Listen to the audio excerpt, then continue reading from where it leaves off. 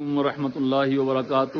یہ شام سے لبنان جاتے ہوئے غار موسیٰ ایک شخص کا نام تھا، اس نے یہ غار بنایا تھا۔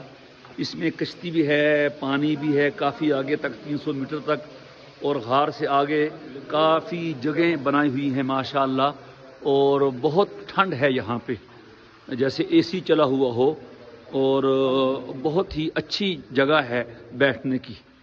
یہ جو ہمارے ہاں ناران، کاغان اور سوات وغیرہ کے علاقے ہیں وہ بھی ماشاءاللہ بہت اچھے ہیں، لیکن یہ علاقہ تو ان سے کہیں اچھا ہے کہ ہم سب پہاڑ کے اندر ہیں اس وقت۔ یہ پہاڑ کے اندر یہ راستے بنائے ہوئے ہیں، غاروں کے اوپر بھی ہے، نیچے بھی ہے، اور نیچے پھر پانی بھی ہے۔ یہ سارا منظر ہے۔